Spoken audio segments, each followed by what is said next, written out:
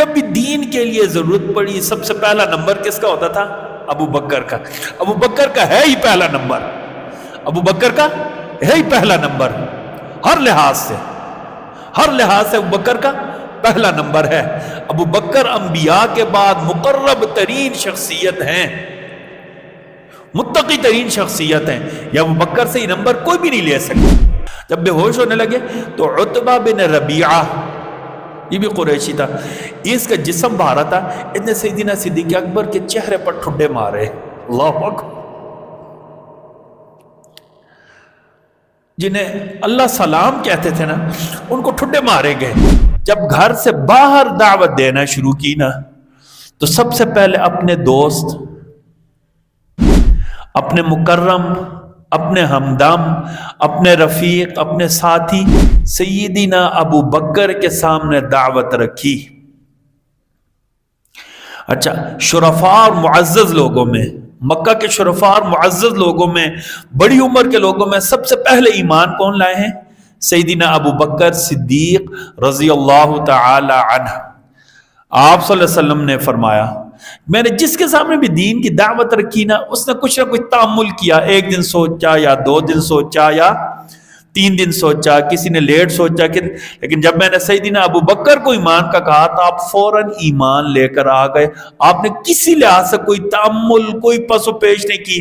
میری دعوت کے الفاظ نکلتے گئے. ابو بکر، لا الہ الا اللہ تفلحو، لا الہ الا اللہ کہو فلاح پا جاؤ گے. ابو بکر نے فوراً کیا کہا؟ آمنا وصدقنا، میں ایمان بھی لایا اور اس بات کی میں گواہی دیتا ہوں، میں تصدیق کرتا ہوں کہ آپ صلی اللہ علیہ وسلم اللہ کے نبی اور رسول ہیں. اس کی وجہ کیا تھی کہ آپ صلی اللہ علیہ وسلم کو شروع سے سیدنا ابو بکر دیکھ رہے تھے، دونوں کے آپس میں دوستی اور تعلق تھا. اور 2 وجہ اور بھی پیش آئی تھی کہ سیدنا صدیق اکبر نے ایک مرتبہ خواب میں دیکھا نا، مکہ میں ایک چاند آیا ہے، مکہ میں ایک چاند اترا ہے. کسی کے گھر چاند کا تھوڑا سا حصہ گیا ہے، چاند کی تھوڑا سا حصہ گیا ہے، تھوڑی سی روشنی گئی ہے، کسی گھر تھوڑی زیادہ روشنی گئی ہے، اور آخر میں وہ پورے کا پورا چاند سیدنا صدیق اکبر کی گود میں آ گیا ہے. اچھا، سیدنا صدیق اکبر نا خود خوابوں کی تعبیر کے بہت زیادہ ماہر تھے، بہت بڑے عالم تھے. آپ نے کیا خواب دیکھا کہ مکہ میں ایک چاند اترا ہے اور چاند کا کچھ نہ کچھ حصہ، ٹکڑا ہر گھر میں گیا ہے، لیکن چاند مکمل سیدنا صدیق اکبر کی گود میں آ گیا ہے. آپ نے اس کی تعبیر پوچھی، جس سے تعبیر پوچھی اس نے کہا کہ نبی آخر الزمان آئیں گے. مکہ سے کسی گھر سے ایک بندہ ایمان لائے گا، کسی گھر سے 2 بندے ایمان لائیں گے، آپ کا پورا گھرانہ ایمان لائے گا. نہ صرف ایمان لائے گا بلکہ آپ ان کے ساتھی، آپ ان کے وزیر، آپ ان کے نائب اور آپ ان کے رفیق ہوں گے. اور ایک مرتبہ سیدنا صدیق اکبر سفر کے لیے گئے نا، تجارتی سفر کے لیے. آپ بہت بڑے تاجر تھے، بہت بڑے تاجر تھے. اچھا، اسی طرح آپ علم الانصاب کے بھی ماہر تھے کہ لوگوں کا نسب، کون کون سے نسب سے تعلق رکھتا ہے، کون کون سے خاندان سے تعلق رکھتا ہے. سیدنا صدیق اکبر کی بات نسب کے سلسلہ میں حرف آخر سمجھی جاتی تھی. سیدنا صدیق اکبر کی بات، آپ علم الانصاب کے بہت ماہر تھے. علم الانصاب باقاعدہ ایک فن ہوتا ہے، نسل کی حفاظت کرنا، نسب کی حفاظت کرنا، یہ ہر شخص کے اوپر لازم ہے تاکہ ہماری نسل کیا رہے؟ خالص رہے، اس کے اوپر ملاوٹ نہ آئے. اس لیے نسل بدلانا، نسب بدلانا یہ کیا ہے؟ ناجائز اور حرام ہے. اپنے ماں باپ سے اپنا نسب کہیں اور جوڑ دینا، اپنے آباء و اجداد کی بجائے کسی اور کی طرف نہ نسب جوڑ دینا، یہ شرعاً ناجائز اور حرام ہے. نسب کی حفاظت کرنا یہ واجب اور لازم ہے. سیدنا صدیق اکبر علم الانصاب کے ماہر تھے. علم الانصاب کے کیا تھے؟ بہت بڑے عالم تھے. اچھا، اسی طرح آپ ثقافت کے اور لوگوں کے ساتھ بیٹھنے کے بھی بہت ماہر تھے. آپ لوگوں کے معاملات طے کراتے تھے. آپ تاجر تھے، کامیاب تاجر تھے. ایک مرتبہ آپ سفر کے لیے گئے نا، سیدنا صدیق اکبر رضی اللہ تعالی عنہ. یمن کا علاقہ تھا ازد، کتابوں میں لکھو یمن کے علاقے ازد میں آپ سفر کے لیے گئے تو وہاں جو ہے نا ایک راہب نے آپ کو دیکھا. یہ جو راہب تھے نا عیسائیوں کے، ان کو اس بات کا بہت شوق تھا کہ جو نبی آخر الزمان آئیں گے نا وہ بنی اسرائیل سے ہی ہوں. عیسائی یہودی دونوں کی خواہش تھے کہ نبی آخر الزمان سیدنا اسحاق کی نسل میں سے ہوں، اس لیے انہوں نے ان کی ایک ایک چیز کیا کی ہوئی تھی، محفوظ کی ہوئی تھی، ایک ایک علامت، کہاں پیدا ہوں گے، کس کے گھر پیدا ہوں گے، ان کا نسب کیا ہوگا، ان کا بچپن کیسا ہوگا، ان کا بڑا کیسا ہوگا، وہ کون سے علاقے میں دعوت دیں گے، ہجرت کر کے کون سے علاقے میں جائیں گے، ان کے ساتھی کون کون سے ہوں گے، یہ پرانی کتابوں میں لکھا ہوا تھا۔ اور وہ کیا کرتے تھے، اس چیز کا باقاعدہ علم رکھتے تھے، اس چیز کا اشتیاق رکھتے تھے، خصوصاً جو کوئی عرب میں ایسا تھا، کیونکہ انہیں پتا تھا کہ نبی آخر زمان عربوں میں سے ہوں گے، عدنانی نسل میں سے ہوں گے، ٹھیک ہے، جو کوئی مکہ سے آتا تھا وہ اشتیاق رکھتے تھے، اس بارے میں سوالات کرتے تھے۔ سیدنا صدیق اکبر یمن گئے تجارت کے سلسلے میں، ازد گئے، تو وہاں کا جو بڑا راہب تھا اس نے آپ کو دیکھا، اس نے اپنے پاس بلا لیا، کہا کہ آپ کا نام، کہا ابو بکر، کہا نہیں ابو بکر آپ کا نام نہیں ہے، آپ کا نام کچھ اور ہے، ابو بکر تو آپ کی کنیت ہے، کہا میرا نام عبداللہ ہے، میرا نام کیا ہے، عبداللہ ہے، کہاں کتابوں میں ایسا ہی لکھا ہوا ہے، والد کا نام، والد کا نام یہ، جی کتابوں میں ایسا ہی لکھا ہوا ہے، ہماری کتابوں میں ایسا ہی لکھا ہوا ہے۔ قریش نہیں، قریش تو ہیں، قریش تو بڑا قبیلہ ہے، قریشی کون سی شاخ سے ہو، قریشی کون سی شاخ سے ہو، کہا تیم سے، ہاں بنی تیم سے ہو۔ سیدنا صدیق اکبر کی جو آپ کا نسل کیا تھا، آپ قریشی تھے، لیکن قریش کی کون سی شاخ میں سے، بنی تیم میں سے تھے، اچھا تیم سے ہوں، ہاں جی بالکل تیمی ہوں، ٹھیک تیمی، ٹھیک بالکل بالکل جی لکھا ہوا ہے۔ اچھا، کہا کہ باقی ساری چیزیں تو مجھے پتہ چل گئی ہیں، ایک چیز آپ کو پتہ ہے، اگر میں نبی کہوں تو آپ کو پتہ ہے کیا، کہا ہماری کتابوں میں لکھا ہوا ہے کہ جو نبی آخر الزمان آئیں گے نا، ان کا ساتھ دینے والے کچھ نوجوان ہوں گے، ایک بڑی عمر کے ہوں گے، ایک بڑی عمر کے ہوں گے، ان کے اندر یہ نشانیاں ہوں گی، باقی ساری نشانیاں تو پوری ہو گئی ہیں، ایک نشانی رہتی ہے، وہ نشانی کیا ہے، ان کے پیٹ کے اوپر ایک کالا نشان ہوگا جس کے اوپر چھوٹے چھوٹے بال نما ہوں گے، ایک نشان ہوگا۔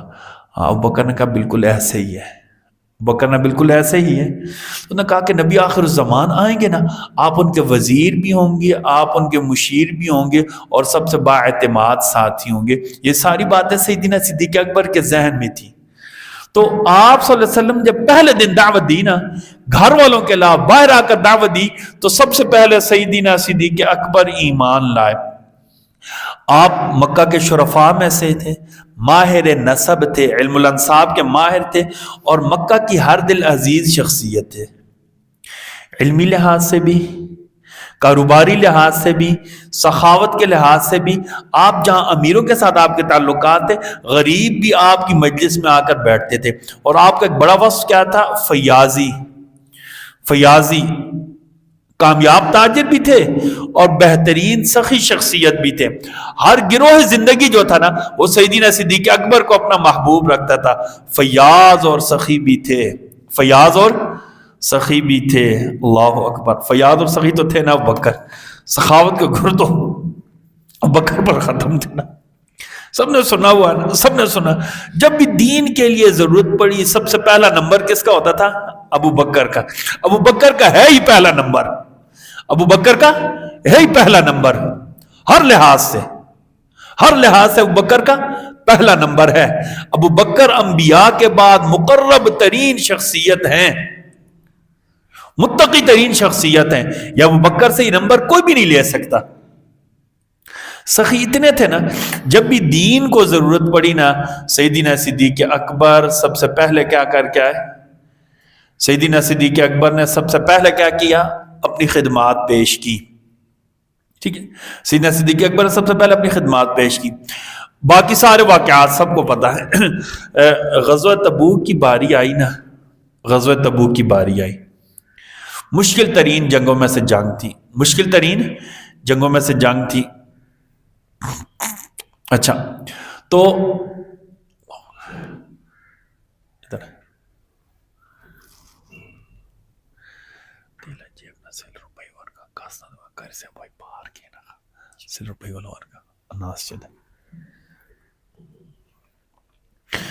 اللہ اکبر۔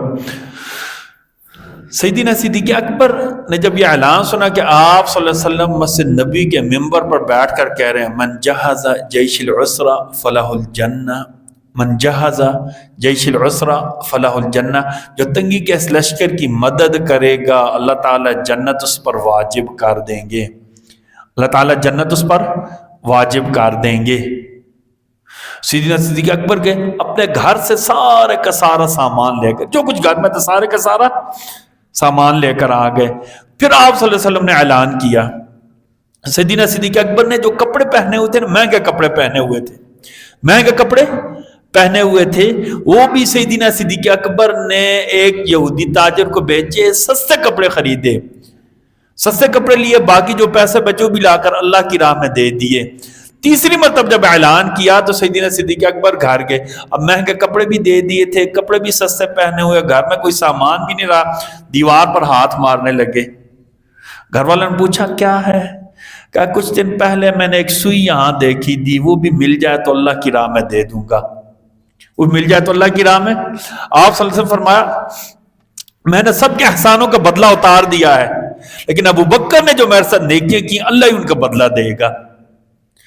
آپ صلی اللہ علیہ وسلم فرمایا، آپ صلی اللہ علیہ وسلم فرمایا قیامت کا دن ہوگا جب میدان حشر قائم ہوگا، سب سے پہلے میری قبر کھولی جائے گی، سب سے پہلے میری قبر کھولی جائے گی، سب سے پہلے اللہ مجھے اپنی قبر سے اٹھائیں گے صلی اللہ علیہ، اس کے بعد اللہ ابو بکر کو اپنی قبر سے اٹھائیں گے، اس کے بعد اللہ عمر کو اپنی قبر سے اٹھائیں گے، پھر میں ان دونوں کے کندھوں پر ہاتھ رکھ کر 70,000 فرشتوں کی معیت میں جنت البقیع جاؤں گا۔ اللہ اکبر، اللہ۔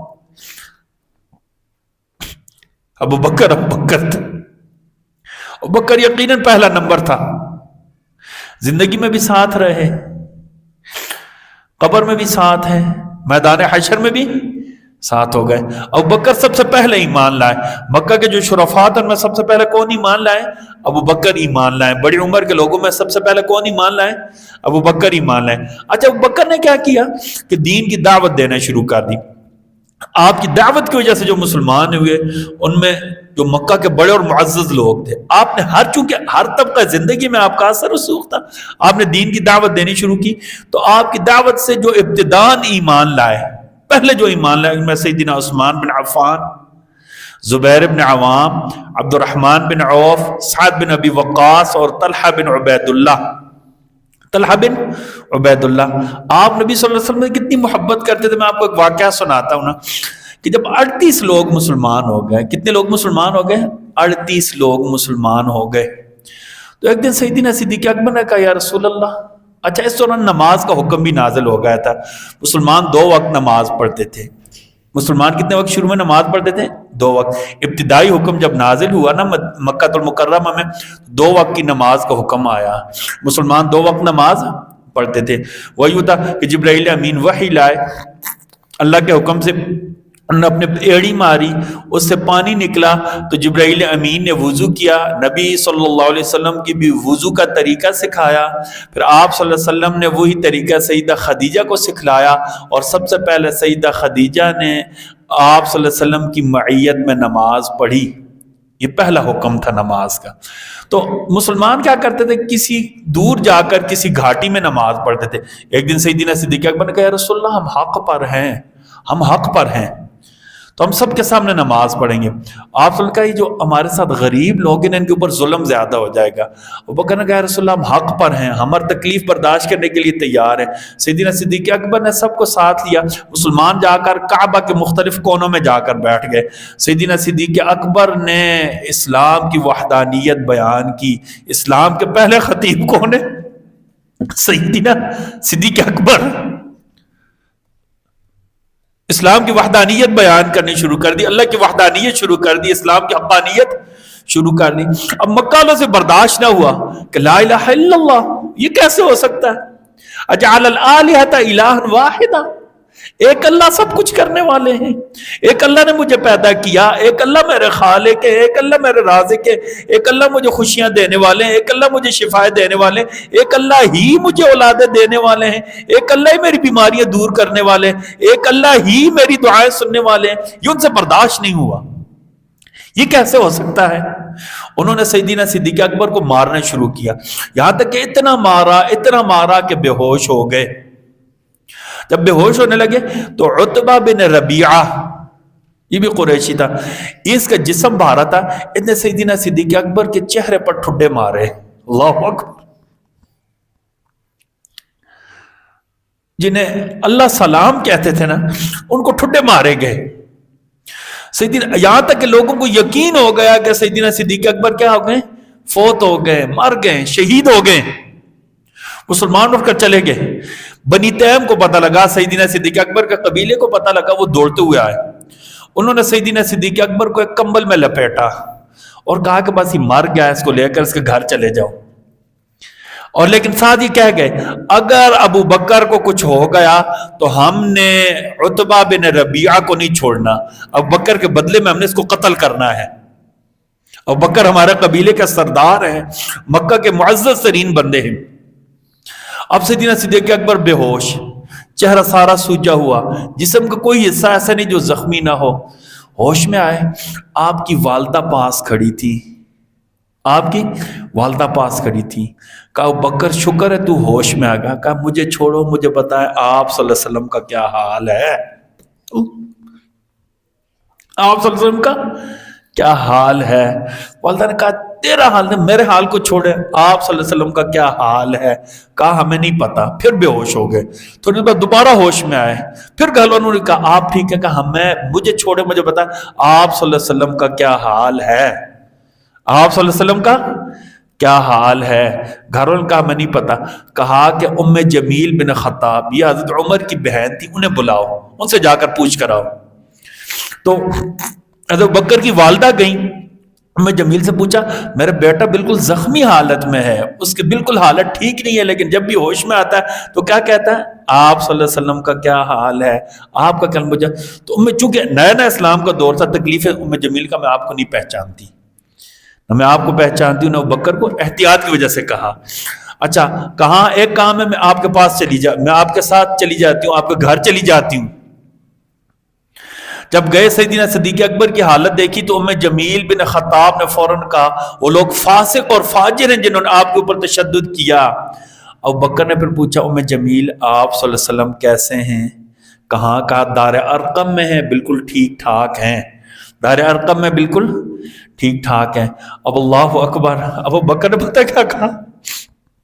مجھے اٹھاؤ، سہارا دے دو، جب تک میں خود نبی صلی اللہ علیہ وسلم کو دیکھ نہ لوں میرے دل کو تسلی نہیں ہوگی۔ اس لیے تو بکر کا پہلا نمبر ہے نا، خود بالکل موت کے قریب آ گیا، لیکن کیا کہہ رہے؟ جب تک نبی صلی اللہ علیہ وسلم کو دیکھ نہ لوں مجھے تسلی نہیں ہوگی۔ رضی اللہ عنہ،